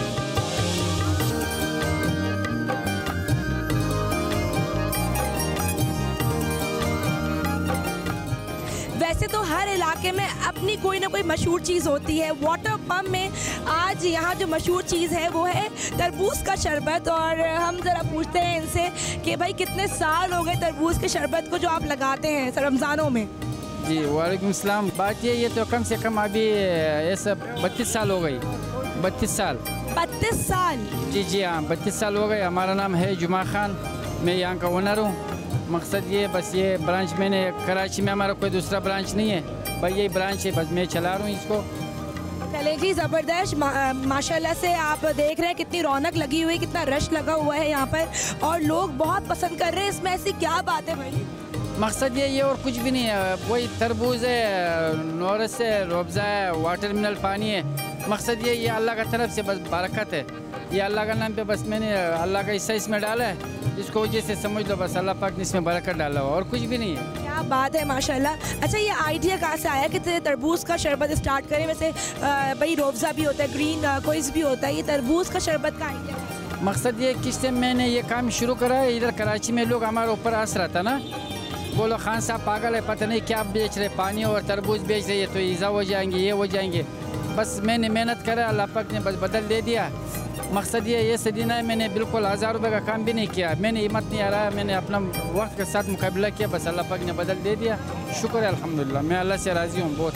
क्या बात है माशाल्लाह से। आप ये तरबूज का शरबत कब से ले रहे हैं? ये मेरे को 8-10 साल तो हो गए इस दुकान से, और ये बड़ा मशहूर तरबूज है वाटर पंप का। और लोग देखिए, आप रश के हिसाब से आप देख लीजिए लोग कैसा खरीदना कदर ले रहे हैं। माशाल्लाह से बहुत रौनक लगी हुई है, बहुत रश लगा हुआ है। आपको यहाँ पर काम करते करते कितने साल हो गए? हमारे को यहाँ 18 साल हो गए।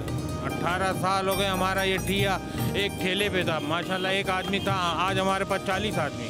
ओह माशाल्लाह।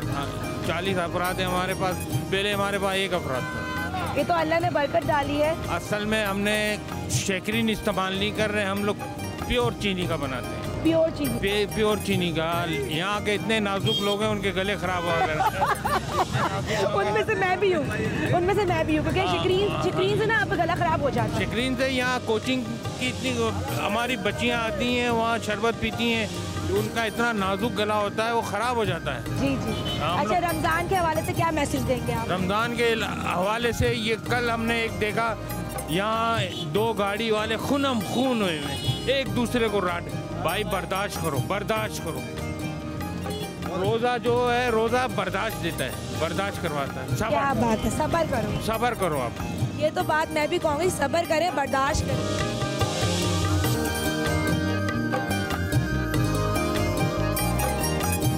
मैं यहाँ का महल्लेदार हूँ। अच्छा, महल्लेदार है? जी हाँ, मैं पीछे रिहाइश है मेरी, और ये जुमा भाई हैं, ये तकरीबन 18-20 साल से यहाँ पर ये लगा रहे हैं।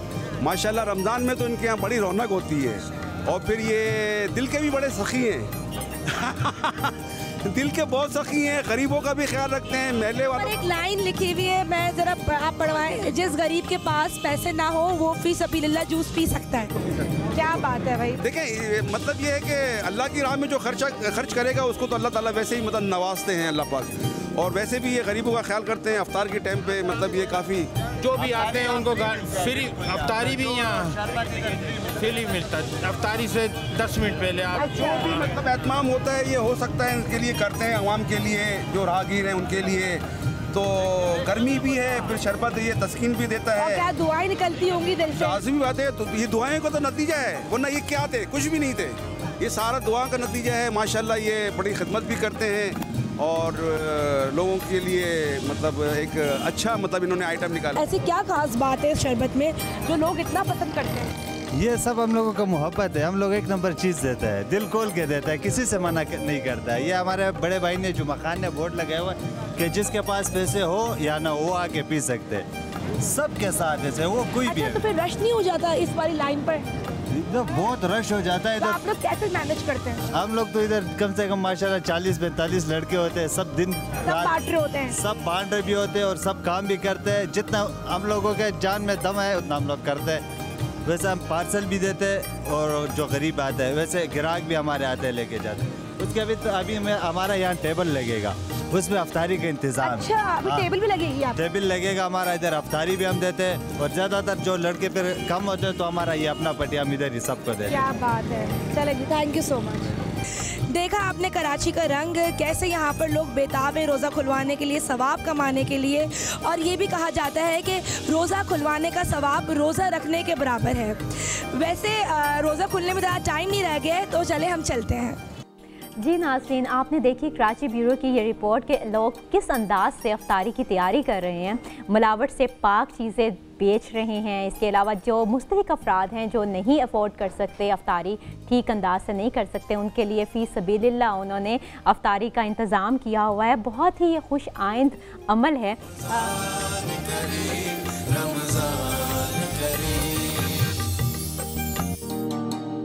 जी नाज़रीन, आपको एक दफ़ा फिर मैं खुशामदीद कहती हूँ रमज़ान ट्रांसमिशन में। और इस वक्त आप देख रहे हैं मुझे कि मैं किचन में मौजूद हूँ और किचन में मेरे साथ फ़ायज़ा है जो हमें क्रिस्पी चिकन बनाना सिखा रही हैं। जी फ़ायज़ा, पिज़्ज़ा बर्गर, ठीक है। अच्छा, हमने क्या किया था कि मैंने आपके साथ चिकन मैरिनेशन की थी और चिकन मैरिनेशन के बाद कुछ पोर्शन मैंने इसका रेडी करके रख लिया है। और अब आपके सामने जो मेरे पास चिकन मैरिनेशन थी उसको अब हम मैदे के अंदर, फ्लावर के अंदर कोट करेंगे और इसको हम फ्राई करेंगे।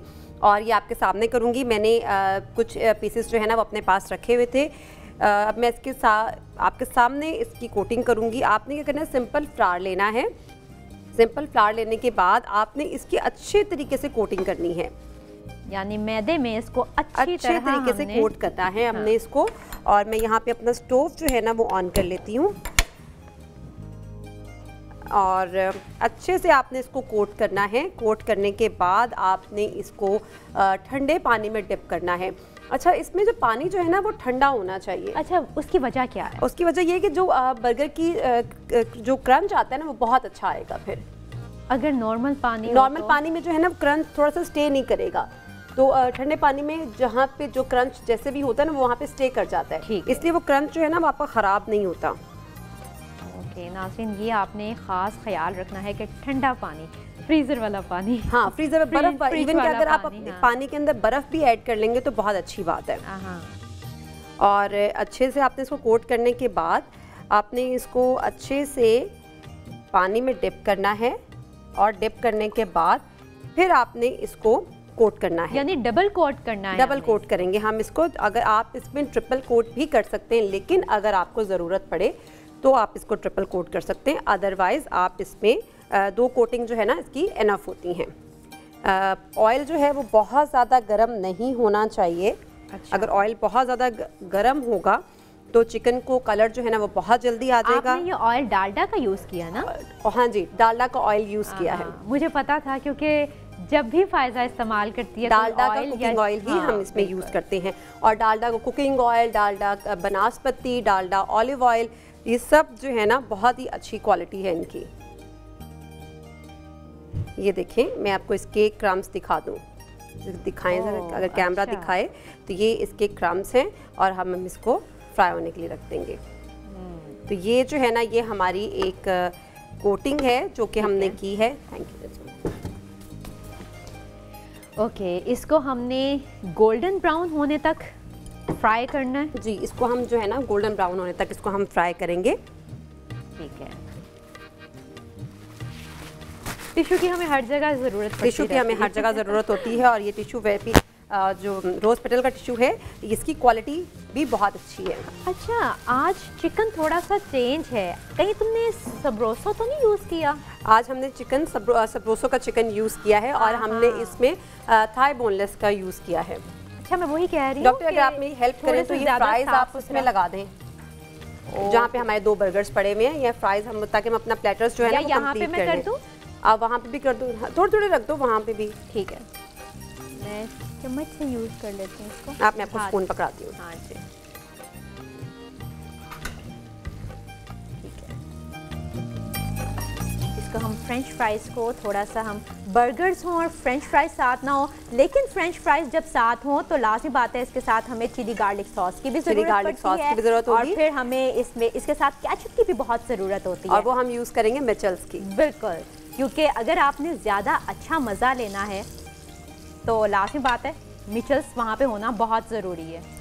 जी डॉक्टर, तो ये जो है हमारा, जब तक ये क्रिस्पी चिकन फ्राई हो रहा है, मैं आपको इसके बर्गर्स की टॉप की लेयर के बारे में बता दूं। मैंने इस पर क्या किया था, इस पर मैंने मैंने इस पर मिचेल्स की बारबेक्यू सॉस लगाई थी। मेरे पास यहाँ पे मिचेल्स की बारबेक्यू सॉस है, मैंने इस पर मिचेल्स की बारबेक्यू सॉस लगाई। मैं थोड़ा सा आपको करके बता देती हूँ। ठीक, यहाँ पे मेरे पास बर्गर्स हैं, इसके टॉप पे मैंने मिचेल्स की बारबेक्यू सॉस लगाई और सॉस लगाने के बाद मैंने इसके ऊपर थोड़े से ऑलिव्स और थोड़ी सी कैप्सिकम, एक ऑरिगेनो यानी शिमला मिर्च, हाँ जी, और मेरे पास यहाँ पे जो है ना वो मशरूम्स हैं। इसको करने के बाद मैंने इसको थोड़ी देर के लिए जो है ना वो ओवन में टोस्ट किया और टोस्ट करने के बाद फिर मैंने इनके बर्गर्स के ऊपर रख दिया इसको। ओके, हमने कितनी देर के लिए करना है? इसको आपने अपर ग्रिल ऑन कर लीजिएगा इसकी, और इस पे आपको तकरीबन 5 मिनट्स लग जाएंगे इसके। अच्छा, अगर बहुत सी ख़वातीन ऐसी हैं जो जिनके घर में ओवन नहीं है तो उसका कोई दूसरा अल्टरनेट कुछ है? अगर ये हमने सब बनाया है तो इसकी जगह हम किस तरह कर सकते हैं? आप इसको इसी तरह से कढ़ाई में रखें, थोड़ा सा ऑयल डालने के बाद, डालडा कुकिंग ऑयल डालने के बाद थोड़ा सा कढ़ाई में रखें और इसके ऊपर से कवर कर दें, तो चीज़ जो है ना वो मेल्ट हो जाएगी। ओके, ये हमारा जो है ना वो बर्गर की जो पैटी था हमारा वो रेडी है। यहाँ पे हम क्रिस्पी, यहाँ पे हम स्टोव को ऑफ करते हैं और साथ में हम अपने ड्रिंक की तरफ आते हैं। हमारे पास जो आज का ड्रिंक है वो बहुत हेल्दी है और इसमें हम यूज़ करेंगे आइसक्रीम। अच्छा, आइसक्रीम के साथ हम यूज़ करेंगे यहाँ पे, हमारे पास यहाँ पे मेरे पास पिटेड यानी कि गुटली निकली हुई खजूर है मेरे पास यहाँ पे, और खजूर मैं यूज़ करूँगी तकरीबन 12 से 15 खजूर मैंने इसमें यूज़ करनी है। और ये हम कितने लोगों के लिए बना रहे हैं? ये हम 3 पर्सन्स के लिए बना रहे हैं, 3 सर्विंग्स होंगी हमारी इसमें। तो नाज़रीन, ये चीज़ ज़रा गौर कर लें कि अगर आपने 3 लोगों के लिए ये ड्रिंक बनाना है तो 3 लोगों के लिए 14-15 खजूरें लाजमी होनी चाहिए। मतलब 1 गिलास के लिए आप 3 to 5 खजूर 1 गिलास में जाती हैं। और मैंने एनर्जेटिक और इसके अंदर जो है ना वो मैं अब बनानाज ऐड करूँगी। बनानाज मेरे पास, आप इसमें राइप बनानाज भी यूज़ कर सकते हैं, यानी कि पके हुए बनाना भी इस्तेमाल कर सकते हैं। समटाइम्स हमारे घर पे होता है ना कि बनानाज जो है थोड़े से ज़्यादा नरम हो जाते हैं, नरम हो जाते हैं, तो उसको यूज़ नहीं किया जाता। आप उसको शेक्स में यूज़ करें, आप उसको अपने ड्रिंक्स में यूज़ करें। और यह मेरे पास, और जो हमारे पास यहाँ अक्सर हम बनाते हैं बनाना ब्रेड के अंदर तो वैसे ही पिटेड राइप बनानास यूज़ की जाते हैं जो बहुत नरम होते हैं, उससे बनाना ब्रेड का रिजल्ट बहुत अच्छा होता है। अब हम इसमें कितने केले डाल रहे हैं? इसमें हम अप्रॉक्सीमेटली 8 बनानास हमने लिए हैं। अच्छा, क्योंकि साइज़ पे डिपेंड करता है बनानास के। ठीक है, 8 केले, 14 से 15 खजूरें, और यहाँ पे मेरे पास 6 टेबलस्पून शुगर है। ठीक है, और शुगर के बाद मेरे पास यहाँ पे आइसक्रीम है।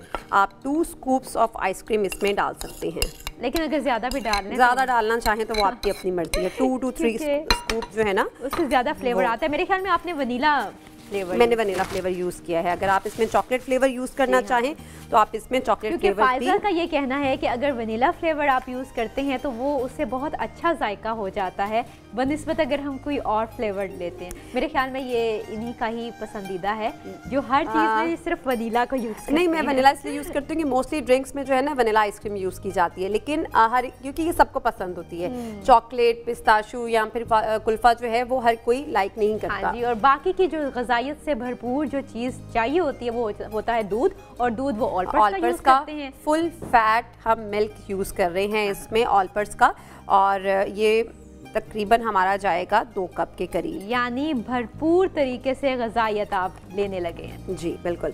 और इसको अब हम कर लेंगे ब्लेंड। ठीक है,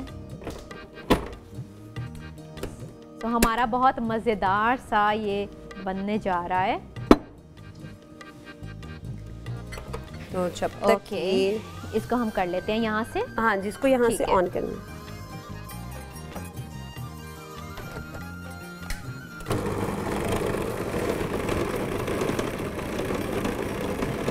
आप इसमें ऑलपर्स की क्रीम भी यूज़ कर सकते हैं, मिल्क भी यूज़ कर सकते हैं, और इसमें ऑलपर्स की क्रीम भी यूज़ कर सकते हैं। दोनों चीज़ें आप इसमें यूज़ कर सकते हैं। अगर हमने दूध इस्तेमाल करना है तो फिर हम क्रीम इस्तेमाल नहीं करेंगे?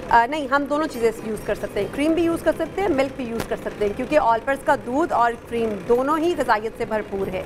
तो अगर हम एक गिलास के अंदर बहुत ज़्यादा ग़िज़ाइयत यूज़ करेंगे तो हमारे लिए तो ज़्यादा अच्छा है। बिल्कुल। तो अभी हमने इसमें क्रीम को ऐड नहीं किया, लेकिन आप जब बनाएं तो आप क्रीम को लाजमी ऐड करें। आप इसमें 3 to 4 टेबलस्पून क्रीम ऐड कर सकते हैं।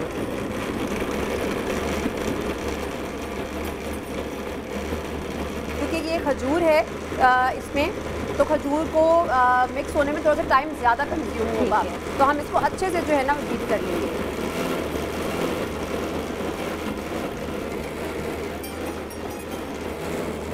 और उसके बाद हम टैंग को भी यूज़ करेंगे। आज हम टैंग फ्लेवर बनाएंगे। लेकिन फ़ायदा ऐसा है कि हमारे पास टाइम बहुत कम रह गया है अफ्तारी का, तो हम अगर अपनी ड्रिंक जल्दी बना लें तो ज़्यादा बेहतर है, क्योंकि हमारे नाज़रीन चाहेंगे कि वो हमें जल्द अज जल्द अफ्तारी का मुकम्मल सामान तैयार होता हुआ देख सकें।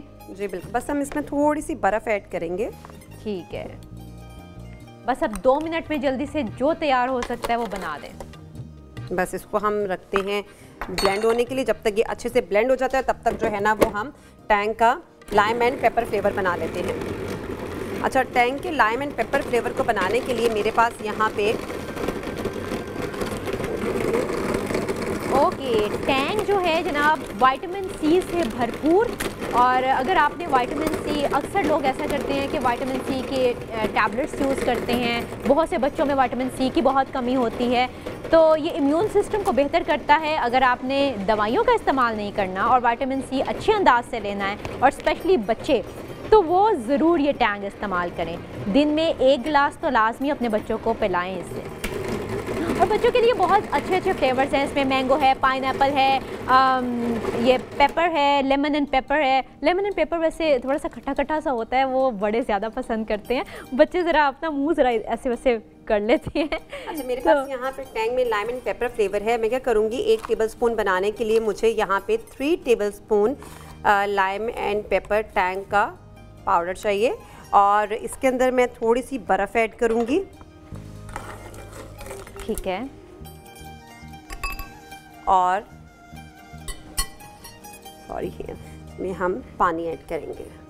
ठीक है, तो हमारा ये टैंग तैयार हो गया।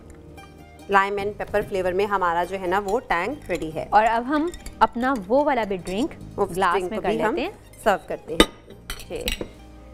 इसको मैं अच्छी तरह मिक्स कर दूं।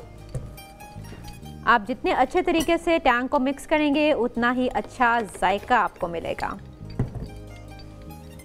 और स्पेशली इसमें आप बर्फ़ डालना मत भूलिएगा, क्योंकि आप जानते हैं कि बर्फ़ के बगैर ड्रिंक आजकल मतलब अफ्तारी में और गर्मियों में मुकम्मल नहीं होती है बर्फ़ के बगैर। ठंडा ठंडा, हाँ ड्रिंक ठंडी हो तो अच्छी लगती है। ओके जी, अब हमारा क्या क्या तैयार हो गया, हमारा crispy chicken burger chicken, pizza burger chicken. ठीक है जी, ये तैयार हो गया। जो है ना वो रेडी है। टैंग भी हमारा रेडी हो गया, और इसको हम कर लेते हैं साइड पे। जी बिल्कुल। और यहाँ पे कुछ फ्राइज हैं हमारे पास, हम इन फ्राइज को भी सर्व कर लेते हैं। ओके जी, ये अब हमारा सब रेडी हो गया। ओके चलें जी, अब हमने ये सारा इसमें ऐड कर दिया। सो अब अफ्तारी का वक्त बहुत करीब है, तो मेरे ख्याल में अब हम इजाज़त ले लें और नाज़रीन देख लें कि हमने नहीं, फ़ायज़ा ने बहुत मज़े के खाने हमको बना के दिए हैं अफ्तारी के लिए। हम इसको एंजॉय करते हैं, आप भी अपनी अफ्तारी एंजॉय करें।